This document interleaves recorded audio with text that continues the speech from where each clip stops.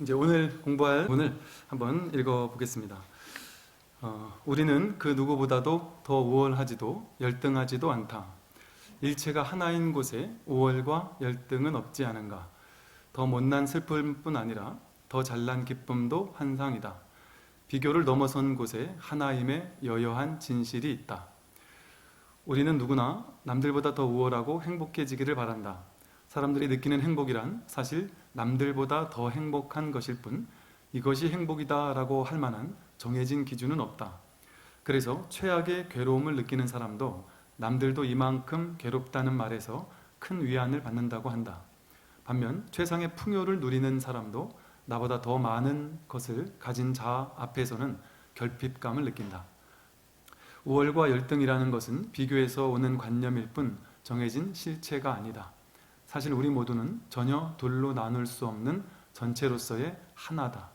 너, 나라는 것도 하나의 개념이며 부자와 가난, 옳고 그름이라는 개념들이 모두 상대적으로만 존재한다. 부자가 있어야 가난이 있기에 부자가 없으면 가난도 없다. 즉, 이 두 개념은 곧 하나임을 의미한다. 잘나고 못났다는 분별은 개념 속에서만 있지 실제는 없다. 이것을 이제 불교의 어찌 보면 가장 중요한 핵심적인 가르침인 무분별의 가르침, 분별하지 않는 가르침을 단적으로 좀 드러내고 있는 것인데요. 우리가 지금 이대로의 내가 어떤 사람인지, 내가 행복한지 아니면 내가 불행한지, 내가 잘난 사람인지 아니면 내가 좀 못난 사람인지, 내가 높은 사람인지 좀 낮은 사람인지, 난 어떤 사람인지 라는 것에 대해서 우리는 지금까지 살아온 삶에 빗대어서 내가 만났던 수많은 사람들의 빗대어서 견주어서 난 이만하면 잘 살고 있어. 난 이만하면 행복한 사람이다. 난 이만하면 잘 나간다. 우월하다. 혹은 열등하다. 이런 어떤 다양한 관념을 굳게 진실이라고 믿으면서 살아가고 있습니다. 즉 내가 만들어 놓은 나에 대한 관념, 나는 능력 있고 나는 잘났고 나는 어떻고 하는 모든 것들은 온전하게 있는 그대로의 실상을 그대로 보여주는 것이 아니라, 그것은 진실이 아니라 내가 그렇게 믿은 것일 뿐입니다. 왜 그러냐면 사실은 그 어떤 한 사람도 우월한 것도 없고 열등한 것도 없습니다. 그럴 수가 없습니다. 제가 이제 이 숲의 비유를 많이 드는데요. 저 밀림의 숲에 가면 혹은 이 산에 가면 소나무도 있고 참나무도 있고 다양한 나무들이 있을 뿐 아니라 다양한 작은 땅 아래 잡풀들이라고 느껴지는 많은 풀들이 있습니다. 또 많은 꽃들이 있고요. 그런데 그 산속에 있는 수많은 꽃들이나 나무들이 나는 저 나무보다는 더 아름답다. 또 나무가 나는 저 밑에 잡풀들보다는 나는 더 키가 크고 우월하다 라고 느끼지도 않고, 또 참나무가 소나무를 보면서 질투를 느끼거나 소나무는 나보다 더 잘생긴 소나무를 보면서 열등감을 느끼거나 그러지도 않는다는 것이죠. 즉 자연이라는 것은 무위자연이라는 말도 있듯이 아무런 함이 없이 그저 그대로 존재할 뿐입니다. 자연 그대로 존재할 뿐입니다. 거기에는 그 어떤 함이 없다. 내가 분별하는 것이 없습니다. 개념이 없다. 해석하는 것이 없다. 그저 있는 그대로 그렇게 존재할 뿐이죠. 그것처럼 사실은 모든 사람들 한 명 한 명, 모든 사람 개별적인 모든 존재 한 명 한 명은 그 누구와도 비교 불가한 독자적인 자기 자신일 뿐입니다. 거기엔 그 어떤 해석도 그 사람이 어떤 사람인지를 드러내줄 수가 없습니다. 잘났다라는 얘기나 능력 있다는 얘기나 부자라는 얘기나 이런 말들은 그 사람의 아주 단편적인 것을 보면서 또 특정한 사람과의 비교를 통해서만 만들어질 수 있는 개념일 뿐이거든요. 그럼에도 우리는 내가 견주고 있는 많은 대상들과 나를 끊임없이 비교하면서 나는 우월하다거나 나는 열등하다라는 차별심, 분별심을 굳게 믿고 있는 것이죠. 거기에서 괴로움이 생겨납니다. 내가 이 정도는 돼야 된다라고 느꼈을 때 내가 비교하는 사람들보다 조금 더 나은 어떤 기준을 잡았을 때 그 자리에 가지 못했을 때 괴로울 수밖에 없는 것이죠. 제가 인도와 히말라야를 갔었을 때 거기에 인도에 있는 많은 사람들은 그냥 너무너무 가난하고 그 부처님 이제 성지를 다녀보면은 아주 그 오지이기 때문에 그곳에는 불가촉 천민들이나 불가촉 천민의 아이들이 많습니다. 그 제가 부처님 처음 이제 전정각 산이라고 하는 그 깨달음을 얻기 전에 올라가셨던 그 산을 올라가면서 아주 꼬마 아이들, 뭐 6살, 7살, 8살, 9살쯤 돼 보이는 아이들 몇 명이 따라오면서 자꾸 이 쪼꼬레 하면서 따라와서 제 간식거리들을 이렇게 던져주면서 올라갔던 적이 있었는데 그 소문이 나가지고 외국인이 와서 간식을 줬다 소문이 나서 참배하고 내려오는데 한 50여 명 이상이 우르르 몰려들어서 저한테 막 그 먹을 걸 달라고 이렇게 손을 내밀고 그러더라고요. 근데 그 친구들 몇몇을 보니까 그야말로 너무나도 그 가난하고 먹을 게 없고 손발이 다 이게 부러뜨고 이게 주변 사람들한테 이제 물어봤더니 그 부모가 없는 아이들도 꽤 많이 있고 뭐 먹을 것 자체가 없어가지고 너무나도 아주 그냥 그 어렵게 살더라고요. 그러니까 그런 사람들은 그야말로 우리나라로 따진다면 그냥 몇백 원, 몇천 원 정도만 있어도 상당히 행복감을 느끼고 누리고 삽니다. 히말라야에 갔을 때 이 안나푸르나는 상관이 없는데 에베레스트는 워낙 높은 산이라서 거기는 그 포터나 가이드를 데리고 가지 않으면 입산을 허락을 안 해주더라고요. 그래서 한 친구와 함께 갔었는데 그 현지 이제 포터 하는 친구였는데 나이가 이제 20이 됐어요. 근데 본인이 그걸 하면서 아이들 3명 동생이 있는데 그 동생들 학교를 보내기 위해서 본인밖에 지금 돈을 버는 사람이 없다고 그러더라고요. 근데 목적이 꿈이 뭐냐라고 물어봤더니 이 히말라야 한 자락에 이렇게 작은 그 게스트하우스, 말이 게스트하우스지 그냥 허름한 담벼락만 있고 그냥 판넬로 이렇게 벽만 쳐놓은 그냥 그런 곳에 나무로 만든 어설픈 침대 하나씩만 이렇게 놓은 곳인데 그런 걸 조그만하게라도 하나 했으면 좋겠다. 그래서 이제 물어봤더니 뭐 한 우리나라 돈으로 보니까 한 1, 2천만 원 정도니까 아주 괜찮은 게스트하우스를 이렇게 짓는다고 그러더라고요. 거기는 워낙 3천, 4천 거지, 5천 거지까지 올라가서 지니까 다 사람이 지어 날라야 되다 보니까 그나마 비싼 건데도 그렇다고 그러더라고요. 그 인도와 이 네팔을 다녀오면서 느낀 것들은 지금 내가 살아오던 삶의 조건과는 완전히 비교 불가하구나. 우리나라에서 가장 못 산다라고 여기는 사람도 저기 가면은 상당히 그래도 사는 사람이겠구나. 그런 느낌이 들었습니다. 한국에서 최저임금을 받거나 아니면 그 아무런 일을 못해서 그 국가에서 받는 그 보조금을, 생활 보조금을 받는 분, 그분들 정도면 이 나라에서 보니까 그래도 먹고 살 수 있는 정도면 야, 이 행복한 것일 수도 있겠구나. 이 사람들이 느낀다면 그런 생각도 했었는데요. 그것처럼 내가 부자다, 가난하다, 잘났다, 못났다 라고 느끼는 일체 모든 것들은 다른 많은 사람들과의 비교, 분별에서 오는 것이죠. 진실은 나는 나를 부자라고 할 수도 없고 가난하다라고도 할 수 없습니다. 그 단순한 내가 부자인지 가난한지조차 우리는 알 수 없습니다. 내가 부자인지 가난한지를 어떻게 알 수 있습니까? 전혀 알 수 없습니다. 알려면 누군가와의 비교를 통해서만 알 수 있어요. 사실 돈이 없어서 가장 걱정을 많이 하는 사람은 돈이 오히려 많은 사람입니다. 돈이 많은 사람은 그 많은 돈을 지키기 위해서 또 더 많이 얻기 위해서 끊임없이 다른 회사, 다른 오너들과 경쟁을 하고 끊임없이 그 돈에 얽매여서 계속 그 돈에 대해서만 생각을 하면서 아마 살아가지 않을까 싶어요. 그것처럼 내가 부자인지 가난한지 우리는 결코 판단할 수 없습니다. 내가 잘난 사람인지 못난 사람인지를 결코 우리는 판단할 수 없습니다. 그럼에도 불구하고 나는 안다고 생각하는 것이죠. 나는 나를 안다. 나는 어느 정도의 경제력을 지녔고 어느 정도의 능력이 있고 어떠한 사람이야 라고 결정하는 것이죠. 근데 그런 결정이 위험한 이유는 뭐냐면 내가 그렇게 결정해서 내가 그런 사람이야 라고 믿는 순간, 그것의 진실이라고 믿는 순간 자연스럽게 이 세상 모든 사람이 나보다 못하거나 나보다 나은 사람으로 구분이 돼버립니다. 세상 사람들을 나보다 못하다라고 해서 열등감을 느끼게 만들거나 아니면 우월한 사람으로 바꿔버리거나 그렇게 비교 분별하게 된다는 것이죠. 그럼으로써 더 나은 사람을 향해서 쫓아가고 추구하는 삶이 시작됩니다. 무언가를 향해 추구하는 삶이라는 것은 그 마음 안에는 항상 결핍감과 어떤 궁핍감이 있을 수밖에 없습니다. 왜냐하면 지금은 완전하지 않고 지금은 만족스럽지 않은 것이죠.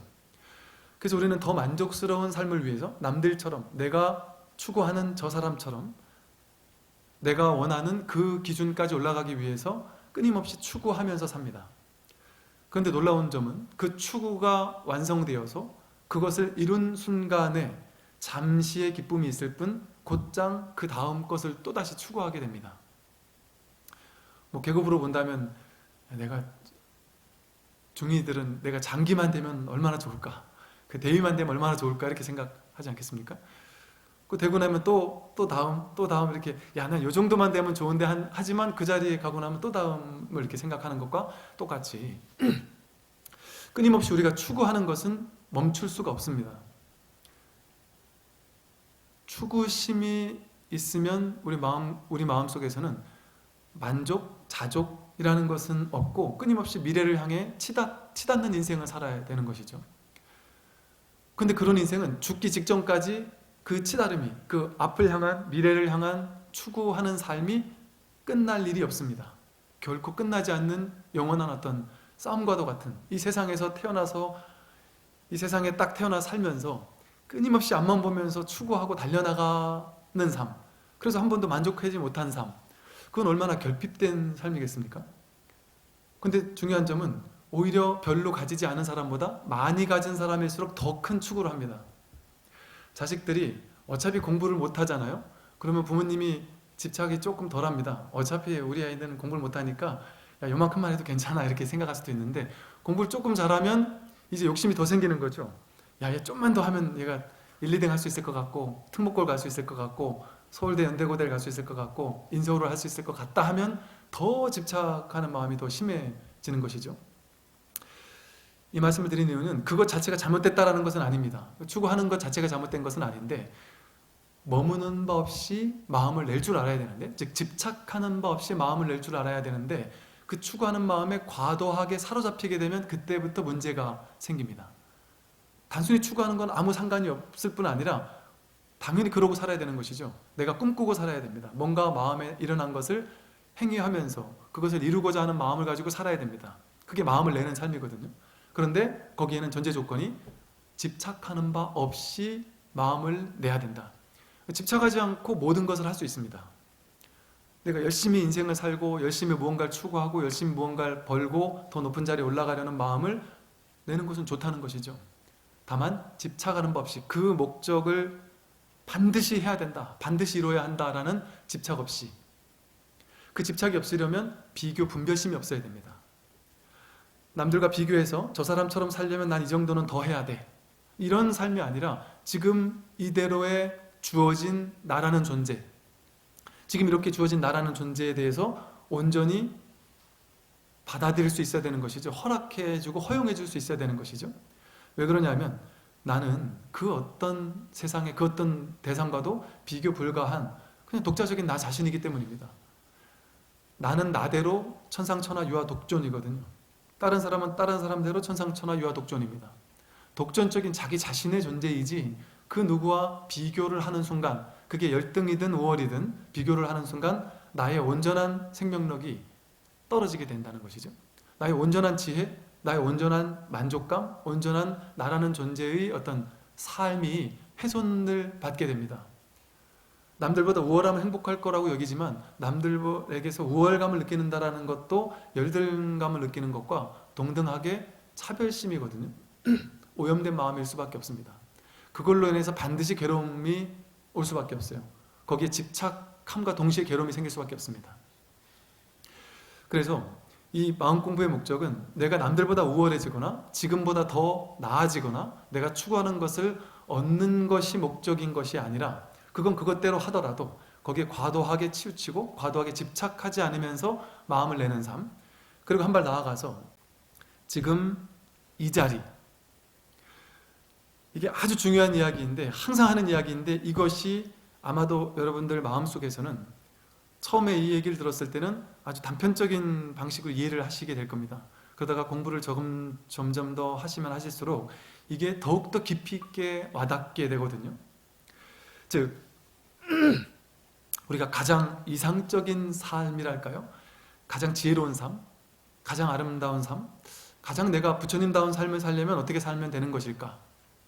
그런 질문이 있다면 그런 삶은 어떤 삶이냐면 지금 여기에 이렇게 주어져 있는 이대로의 이 생생한 진실, 이 생생한 오로지 하나밖에 없는 이 진실, 여러분들이 미래를 향해 추구하는 모든 것들은 진실은 아닙니다. 허망한 겁니다. 왜냐하면 미래이기 때문에 미래는 올 수가 없어요. 미래는 내 인생에 등장할 수가 없습니다. 미래가 내 인생에 등장하는 순간은 현재이기 때문에 과거는 이미 지나간 기억의 잔재일 뿐이지 과거는 우린 단 한 번도 경험해 볼 수가 없습니다. 과거에 그때 경험하던 그 순간은 현재였다는 것이죠. 즉 우리는 오로지 아무리 과거가 어땠고 미래를 추구하고 한다고 할지라도 지금 이 자리밖에 경험할 수가 없습니다. 죽어다 깨어나도 이 자리밖에 경험할 수가 없습니다. 그런데 우리의 관심사는 지금 여기에는 아무런 관심이 없어요. 과거에 미련을 두거나 미래를 추구하거나 미래의 어떤 빛나는 꿈을 꾸거나 이런 거에 더 큰 관심이 있어서 미래의 이런 삶을 내가 살기 위해서 이런 목적을 이루기 위해서는 지금은 희생되어도 돼 라고 생각하면서 지금을 다소 희생하면서 미래를 위해서 희생시켜버립니다. 젊은 아빠들이 저한테 이제 하는 얘기 내지는 어떤 분은 이제 저녁을 앞두신 분이 저한테 하던 얘기도 있었고요. 이런 얘기들을 많이 하세요. 내가 아이들이 한창 클 때 아이들과 놀아주지 못한 게 이제는 그걸 돌이킬 수가 없어서 지금 애들이 이제 대학생 또 대학원이나 이게 나이가 들어놓으니까 이제는 이 고등학생 넘어가고 하니까 이 아이와 집에 단둘이 이렇게 있으면 본인도 너무 어색하고 아들이 너무 어색해하고 내가 이제 좀 다가가서 좀 따뜻하게 하려고 이렇게 마음을 먹었더니 약간 이런 느낌이랍니다. 내가 초등학교, 중학교 때 내가 진짜 필요할 땐 아빠가 내 옆에 바쁘다는 핑계를 없어놓고 막 혼만 내놓고 이제 와서 나한테 막 이렇게 하니까 아이 표현으로 그런답니다. 이건 뭐지 싶은 이 생뚱맞음을 느낀다는 거죠. 그래서 이제 아버지들이 이제 전역을 하신 분이 이제 그 얘기를 하세요. 전역하고 나서 이제 내가 아들한테 잘해야 되겠다 해서 아이한테 다가가서 막 이제 가진 노력을 하신답니다. 그런데 그 아이들은 이미 마음이 많이 이게 가까이 가기에는 이제 좀 어렵다라는 거죠. 그래서 그걸 노력을 하니까 이제 나중에 노력해가지고 이 아들을 마음 잡는데 이렇게 어려운 줄 몰랐다. 그러면서 그렇게 아들과 이렇게 관계가 회복되고 나니까 이렇게 내가 참 정말 보람을 느끼는데 그때 내가 정말 아이가 내가 필요할 때 내가 왜 같이 못해줬던가. 그 현재를 놓치게 되면 그 순간은 다시 올 수가 없고 그 현재야말로 가장 중요한데 그렇다고 해서 이미 지난 과거를 뭐 후회하거나 이럴 필요조차 없습니다. 지금 나에게 펼쳐지고 있는 지금 이대로 지금 여러분 앞에 펼쳐진 눈앞에 있는 이 자리 지금 뭐 법문 듣는 이 시간 그리고 내가 지금 내 사무실에 마주하고 있는 이 사람들 내가 집에서 만날 수 있는 이 아이, 이 아내 내가 지금 마주하는 이 한 명 한 명의 이 사람들과의 매 순간순간의 현재 이것이 가장 값진 삶의 진실이거든요. 나는 더 많은 것을 얻고 싶지만 나는 지금 이대로일 뿐이다. 지금 이대로인 것이 나에게 진리이기 때문에 이대로인 겁니다. 내 아들, 딸이 이렇게 돼줬으면 좋겠다, 성적이 좀 더 좋았으면 좋겠다라고 생각하지만 그건 내 욕심일 뿐이고 분별심에서 오는 번뇌, 망상일 뿐이고 탐지치 삼독일 뿐이고 진실은 지금 이대로의 내 아들인 거예요. 공부를 못하면 못하는 대로 조금 안 좋은 친구를 사귀었으면 안 좋은 친구를 사귀는 그대로 대학교를 좀 좋은데 못 갔으면 못 간 그대로 있는 그대로의 진실입니다. 완전한 진실. 그것은 아무런 차별이 없습니다. 사람이 머리를 가지고 비교하면서 차별심을 스스로 만들어내는 것일 뿐이지 우리가 남들이 비교해가지고 나를 잘났다 못났다라고 하는 거에 휘둘릴 필요가 없습니다. 그건 그 사람 마음이기 때문에 우리가 내 마음도 내가 마음대로 컨트롤을 못하는데 남들의 마음을 컨트롤을 하려는 것 자체가 집착이고 욕심입니다. 남들이 나를 욕하는 거, 남들이 나를 손가락질하는 거, 남들이 나를 이렇다 저렇다 하는 거 그거는 전적으로 그 사람의 문제지 내 문제가 아니기 때문에 믿죠. 그 세상 사람들에게 마음에 들기 위해서 혹은 남들에게 이렇게 저렇게 얘기하기 위해서 그런 생각을 하는 것 자체가 바로 이 비교 분별심에서 오는 망상, 분별이 있다는 것이죠. 그래서 이렇게 비교하는 마음이 내려놓게 되면 세상에는 아무 문제 없습니다.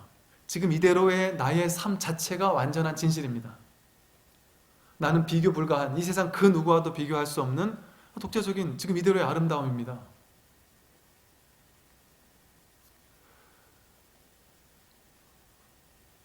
가만히 한 생각 돌이켜 보면은요, 진짜 지금 이대로 문제가 없거든요. 지금 이 자리에 문제가 없으면 이 세상에 문제가 없는 겁니다. 지금 여기에서 문제가 없으면 이 세상에 문제가 없는 겁니다. 내일 있을 문제가 해결될지 안 될지 모르기 때문에 나는 지금 걱정입니다. 그거는 내일 있을 문제지 지금의 문제가 아닙니다. 그건 그때 가서 해결해야 될 문제겠죠. 1년 뒤, 5년 뒤, 10년 뒤, 20년 뒤 노후에 대한 문제, 그거는 지금 전혀 그것을 걱정한다는 것 자체가 망상심입니다. 그 생각이 없을 때, 그 미래에 대한 두려움이 없을 때 오히려 현재를 더 온전하게 살아갈 수 있고 현재를 온전히 누릴 수가 있습니다. 지금 이대로 주어진 것을 누리기에도 바쁜 삶이거든요. 이게 사람이 점점 더 지혜로워지면서 마음의 집착이 내려놓아지게 되면 과거나 미래를 추구하기보다 지금 이 순간으로 돌아오게 되고, 이 순간으로 돌아오게 되는 것을 불교에서는 명상이라고 합니다. 지금 여기에 무엇이 있는지를 있는 그대로 해석하지 않고 바라보는 것, 해석하지 않고 보는 것. 지금 나라는 존재를 거울을 보면서 내가 잘났다 못났다라고 하지 않고 그냥 있는 그대로 해석하지 않고 보는 것, 내 마음속에 일어난 느낌, 생각, 감정을 해석하지 않고 있는 그대로 지켜보는 것, 그걸 명상이라고 하거든요. 즉 지금 나에게 일어나는 모든 삶의 조건들, 상황들을 해석하지 않고 그냥 보는 것, 해석하지 않고 볼 수 있습니다. 해석하지 않고 보게 되면 세상에는 끊임없는 문제의 연속인 것 같고 내가 해결해야 될 과제가 끊임없이 등장하는 것 같거든요. 군인분들 같으면 이 부대에서 내가 끊임없이 해결해야 될 문제가 계속해서 생겨나고, 이걸 해결하고 나면 또 다른 문제, 또 다른 문제가 끊임없이 해결해야 될 문제가 생겨난다고 여기지만 그건 생각 속에서 일어나는 망상이거든요. 그 생각 때문에 괴롭습니다.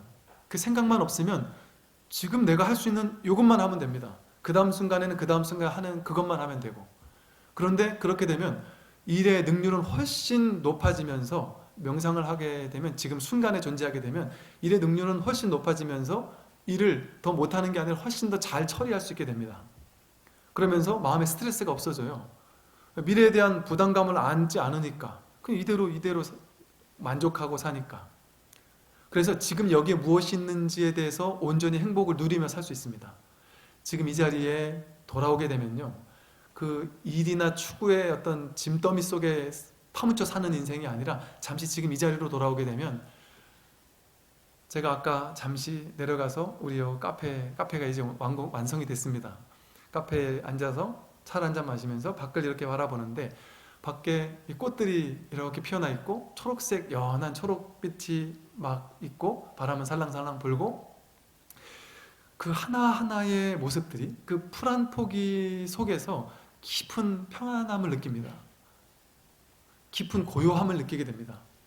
숲을 바라보면서 깊은 고요함을 느끼게 되는 순간 내 존재가 고요해지기 시작하고 삶 자체가 고요해지기 시작하고, 그 순간 사실은 온 우주가 일시의 고요함으로 돌아오게 됩니다.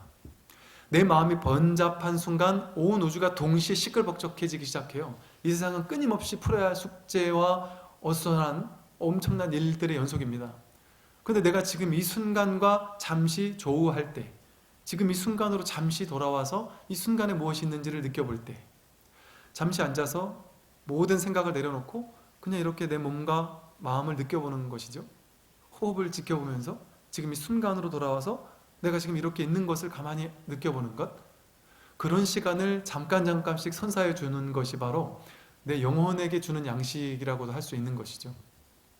그래서 그 순간으로 돌아오게 되면 지금 이 순간은 그 어떤 것과도 비교하지 않게 돼요. 비교하지 않고 있는 그대로 이 순간을 내 존재하는 것, 비교하지 않고 지금 이 순간에 존재하는 것, 그게 바로 명상이고 수행이고, 그렇게 되었을 때 그 어떤 사람과도 비교하지 않게 됩니다. 지금 이 자리에 이미 드러나 있던 완전한 만족감, 완전한 행복감, 지금 이 순간에 누릴 수 있는 무한한 것들이 내 눈앞에 반짝이기 시작합니다. 내 눈앞에 그동안은 보지 못했던 놀라운 행복감들이 반짝반짝 빛나면서 나에게 다가옵니다. 쉬는 날 잠깐 산을 걷거나 길을 걷거나 하면서 이 자연을 누리는 것 자체가 엄청난 축복이라는 사실을 일에 파묻혀서 한 생을 살아가는 사람은 못 느낍니다. 이거 한 50, 60 넘으셔가지고 저한테 직접 하신 얘기예요. 내가 젊었을 땐 왜 이렇게 자연이 이렇게 아름다운 것을 전혀 1도 느끼지 못하고 살았는지 모르겠다. 이미 이렇게 정말 눈부신 아름다움이 있는데 그걸 내가 전혀 삶을 누리지 않고 앞만 보고 달려오다가 정신 차려보니까 나이가 60이 됐더라. 이런 얘기를 하시는 얘기를 들었거든요. 그렇게 정신없이 이 세상에 파묻혀서 사는 삶이 아니라 지금 이 순간에 있는 이 놀라운 아름다움을 온전히 누리는 삶을 살아보시기를 바라겠습니다.